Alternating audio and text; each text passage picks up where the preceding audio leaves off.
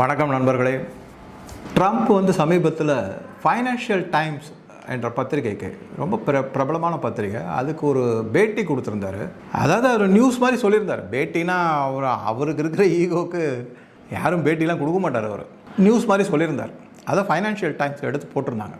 என்ன அப்படின்னா, ஈரானில் இருக்கிற எண்ணெய் வளங்களை நான் எடுத்துக்க போகிறேன். ஃபஸ்ட்டு பாயிண்ட், கார்க் ஐலண்ட் ரொம்ப முக்கியத்துவமானது, ஸ்ட்ராட்டஜிக் ஐலண்ட். அது 90% அங்கேருந்து ஈரானுடைய ஏற்றுமதியாக பல விதமான வசதிகள்லாம் அந்த ஐலண்டில் செய்யப்பட்டுள்ளது. அதனால் அந்த கார்க் ஐலண்டையும் நான் எடுத்துக்க போகிறேன் அப்படின்னு சொல்லி ஒரு ஸ்டேட்மெண்ட் கொடுத்துருக்காரு. இது ரிப்பிள்ஸ் அப்படின்னு சொல்லுவாங்கள்ல, அதிர்வு அலைகளை ஏற்படுத்தி உள்ளது. உலக புவியியல் அரசியலை உற்று நோக்குபவர்கள் மற்றும் உலக பொருளாதார வல்லுநர்கள் அவங்க எல்லார்கிட்டையுமே ஏன் பைத்திய மாதிரி இந்த ஆள் உளறிட்டு இருக்காரு அப்படின்னு சொல்லலையே தவிர, அந்த தொடியில் பல கருத்துக்களை அவங்க தெரிவிச்சிருக்காங்க. அதையெல்லாம் படித்து கொஞ்சம் தெரிஞ்சுக்கிட்டதில் எனக்கு தெரிஞ்ச சில பாயிண்ட்டை உங்கள் கூட ஷேர் பண்ணுறேன். பென்டகன், அமெரிக்காவினுடைய இராணுவ தலைமையகம், அது அவங்க ஏற்கனவே ஈரான் மேலே தாக்குதல் நடத்துவதற்கு ஒப்புதல்லாம் கொடுத்துட்டாங்க. கொஞ்சம் கொஞ்சமாக 5000, 10,000, 5000, 10,000ன்னு கொஞ்சம் கொஞ்சமாக இராணுவ வீரர்களை கொண்டு குமிச்சிருக்காங்க அரபு நாடுகளில், கல்ஃப் கண்ட்ரீஸில். கிட்டத்தட்ட அதனுடைய எண்ணிக்கை 40,000 to 50,000 இராணுவ வீரர்கள் அங்கே இருக்காங்க. இது ஒரு முக்கியமான செய்தி. இந்த தாக்குதல் நடத்துது. இதை தவிர ஏகப்பட்ட இராணுவ தளவாடங்களும் இறங்கியிருக்கு அப்படிங்கிறதையும் பார்த்தோம். அதை வச்சு தான் அடியோடின்னு அடித்து நொறுக்கிக்கிட்டு இருக்காங்க ஈரான் மேலே. இதுவரைக்கும் பல்லாயிரக்கணக்கான ட்ரோன் மற்றும் ஏவுகணை தாக்குதல்கள் நடத்தப்பட்டுள்ளது. அதே மாதிரி ஈரானும் பதிலடி கொடுத்துருக்காங்க. இந்த போர் ஆரம்பிக்கிற சமயத்தில் ட்ரம்ப் என்ன சொன்னார் அப்படின்னு பார்த்தீங்கன்னா, ஒரு சில நாட்களில் ஈரான் அடிபணிந்து விடும், நான் எண்ணெய் வளங்களை எடுத்துருவேன் அப்படின்லாம் சொல்லிக்கிட்டு இருந்தார். இப்போ வல்லுநர்கள் என்ன சொல்கிறாங்க அப்படின்னா, ட்ரம்ப் வெனிசுவேலாவை மாதிரி ஈரானை நினச்சிட்டாரு, தவறாக எடை போட்டு விட்டார். அதோடு இல்லாமல் போர் ஆரம்பிக்கிறது என்றைக்குமே ஈஸி, ஆனால் அதை முடிச்சுட்டு அந்த போர்லேருந்து விடுபட்டு வெளியே வருது, தட் இஸ் எக்ஸிட் ரூட் அப்படின்வாங்களா, அதை அவரை பற்றி சிந்திக்கவே இல்லை, எடுத்தேன் கவிழ்த்தங்கிற மாதிரி செஞ்சிட்டாரு அப்படிங்கிற குற்றச்சாட்டை வைக்கிறாங்க. அது உண்மைதான். அவர் இப்போ என்ன நினைக்கிறாருன்னா, எப்படியா விட்டால் போதும் அப்படின்னு. அமெரிக்காவில் நான் சொல்கிறேன் உங்களுக்கு, 2 விதமான எண்ணங்கள் உழவுகின்றன. ஒன்று ட்ரம்ப் பர்சனலாக என்ன நினைக்கிறேன்னா, ஏதோ இந்த வாரில் நான் தான் ஜெயிச்சிட்டேன்னு ஒரு போஸ்டரிங் மாதிரி காமிச்சிக்கிட்டு, மக்கள்கிட்ட காமிச்சிட்டு எப்படியா வெளியே ஓடி வந்துட்டால் போதும் அப்படின்னு அப்படியே எல்லாத்தையும் விட்டு போட்டுட்டு வெளியில் ஓடி வந்துட்டா மாதிரி பண்ணணும்னு அவர் நினைக்கிறார். ஆனால் டீப் ஸ்டேட் என்ன நினைக்கிறாங்கிறது தானே முக்கியம். அவங்க தானே ட்ரம்ப்பையே ஆட்டி படைக்கிறாங்க. அந்த டீப் ஸ்டேட் என்ன நினைக்குது அப்படின்னா, அவங்க சொல்கிறது இந்த போரை பல மாதங்கள் நீங்கள் தொடர்ச்சியாக கொஞ்சம் கொஞ்சமாக நடத்திக்கிட்டு இருக்கணும் அப்படின்னு தான் அவங்க சொல்கிறாங்க. என்ன காரணத்துக்காக சொல்கிறாங்க அப்படிங்கிறத நம்ம பார்த்தோம்னா, எண்ணெயினுடைய விலை அதிகரிக்கும். அப்போ எண்ணெயை வாங்குவதற்கான இன்னி வரைக்கும் டாலருக்கான மாற்று பணம் வழி இல்லை. அதனால் டாலரினுடைய தேவை அதிகரிக்கும். அதன் மூலமாக டாலருடைய மதிப்பு உயரும். டாலருடைய மதிப்பு உயரும் போது உங்களுக்கு ஆட்டோமேட்டிக்காக இந்த ஈல்டு அப்படின்னு சொல்லக்கூடிய அமெரிக்க கருவூல பத்திரங்களினுடைய வருமானம், அதற்கு கொடுக்கக்கூடிய இன்ட்ரெஸ்ட், அது ஈல்டு அப்படின்னு சொல்லுவாங்க, அது அதிகரிக்கும். இதன் மூலமாக அமெரிக்கா மேலும் கருவூல பத்திரங்களையோ இல்லை ட்ரெஷரி பாண்ட்ஸையோ இல்லை இதையோ விற்று பழைய கடனான $39 trillion ஏதாவது ஒரு வழி பண்ணி எல்லாத்தையும் அப்படியே சோகா பண்ணிடணும் அப்படிங்கிற முனைப்பில் டீப் ஸ்டேட் இருக்குது. டீப் ஸ்டேட் மற்றும் அமெரிக்க பல பெரிய வங்கிகள் அதெல்லாம் அதில் இன்வால்வ் ஆகி அவங்களுடைய நினைப்பு அந்த மாதிரி இருக்குது. ட்ரம்ப் விட்டால் போதும் ஓடி வந்துடலான்ற பார்க்குறாரு, அது இருக்குது. ஏன்னா கிட்டத்தட்ட $2 to 3 பில்லியன் ஒரு நாளைக்கு செலவாகுதுன்றாங்க. வெறும் சாதாரண செலவு. இதற்கு மேலே பலவிதமான செலவுகள்லாம் இருக்குது அப்படின்றது தான் பல வல்லுநர்களுடைய கணிப்பு. சரி, இதுக்கப்புறம் எப்படி வருது அப்படின்னு பார்த்தோம்னா, இதோ சில நாட்களில் முடிச்சிடலாம் அப்படின்னு, ஆனால் அது நடைமுறைக்கு ஒத்து வரலை. ஈரான் இன்னைக்கு 32வது நாள், மார்ச் 31 வரைக்கும் பார்த்தீங்கன்னா, இந்த 32 நாளும் ஈரான் தாக்கு பிடிச்சிருக்காங்க. அமெரிக்க தாக்குதலுக்கு பதிலடி திறமையாக கொடுத்துருக்காங்களான்னா அது வேற பிரச்சனை. ஆனால் அமெரிக்கா நடத்திய ஒரு மிக அபரிமிதமான தாக்கு பிடிச்சு சமாளிச்சுக்கிட்டு இருக்கு ஈரான் அப்படிங்கிறது நமக்கு உண்மையாக தெரிய வருது. எந்த மாதிரி வராங்க அப்படின்னு பார்த்தீங்கன்னா, ஈரான் கிட்ட இருக்கிறது எல்லாமே low cost missile, low cost drone அப்படிங்கிறது. அமெரிக்கா கிட்ட இருக்கிறது எல்லாமே high cost missile, high cost drones அப்படின்னு மிகப்பெரிய இராணுவ தளவாடங்கள்லாம் வச்சுருக்காங்க. விலை மிக மிக அதிகம் அமெரிக்காவினுடையது எல்லாமே. ஈரானோடது அதில் ஒன்றில் 10 பாகம் விலை கூட கிடையாது.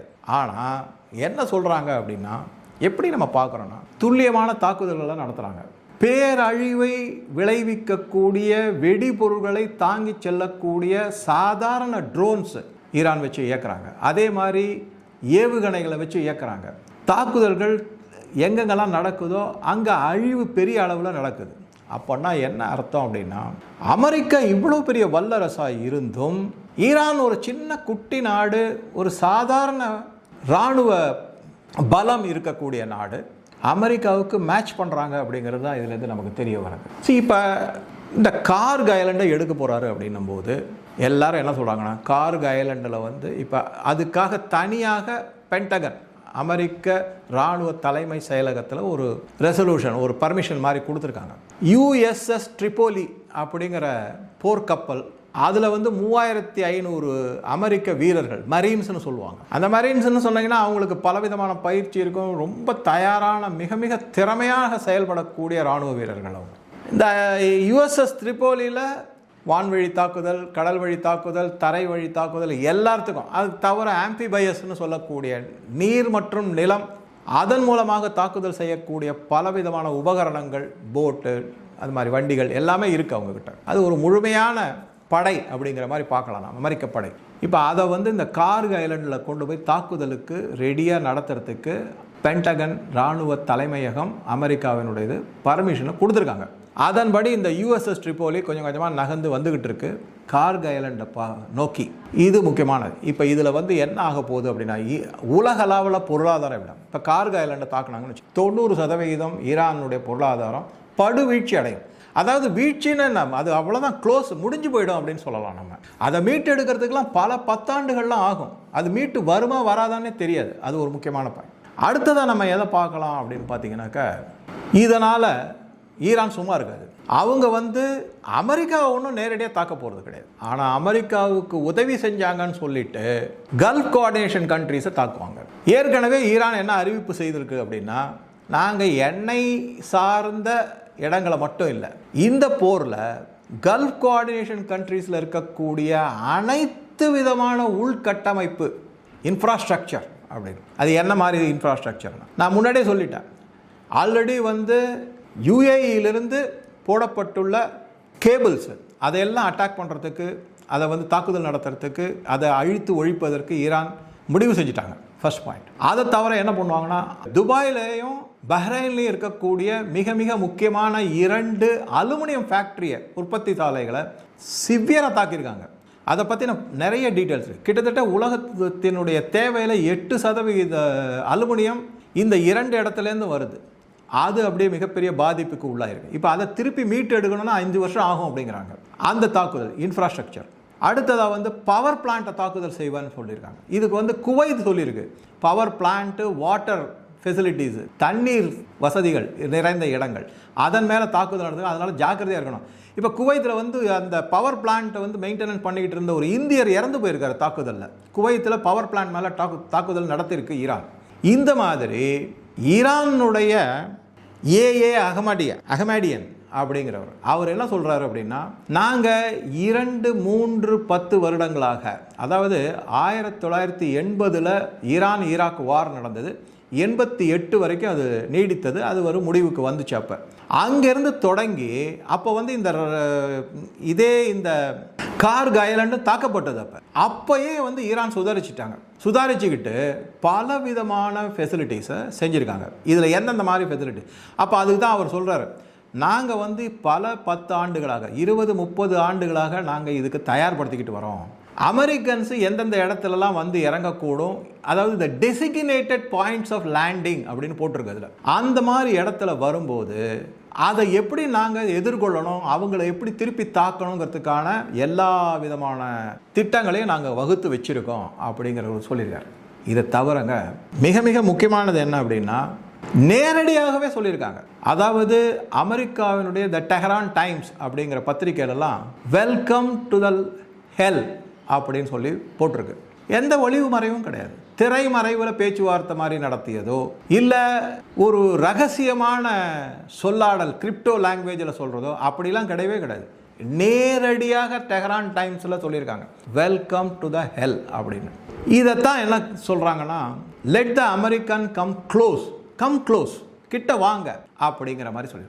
ட்ரம்ப் மட்டும் இதை கையில் எடுத்து கார்க் ஐலண்டு மேலே, அதாவது நேரடி இராணுவ நடவடிக்கை நிலத்தில், இதுவரைக்கும் வான்வழி தாக்குதல் ட்ரோன்ஸு மிசைல்ஸை வச்சு தான் பண்ணிகிட்டு இருந்தாங்க. இப்போ அப்படி இல்லை, இராணுவ வீரர்கள் நிலத்தில் இறங்கி தாக்குதல் நடத்துக்கு போனால் அமெரிக்கா மிகப்பெரிய அழிவை சந்திக்க வேண்டி இருக்கும். நாங்கள் மேலே, அதாவது அமெரிக்க வீரர்கள் மீது நெருப்பு மழை பெய்ய வைப்போம் அப்படின்னு சொல்லியிருக்காங்க. இதுக்கு நடுவில் நாங்கள் பாட்டுக்கு எங்கள் எக்ஸ்போர்ட்டை பண்ணிக்கிட்டு தான் இருக்கோம், எண்ணெய் ஏற்றுமதியை செஞ்சுக்கிட்டு தான் இருக்கோங்கிறத இஷான் ஜஹானியான் அப்படிங்கிறவர். இஷான் ஜஹானியான் இவர் வந்து யார் அப்படின்னா, இந்த சுப்ரீம் லீடர் இருக்கார்ல, அவருக்கு ஒரு டெப்டி அட்வைசர் மாதிரி இருக்கார்.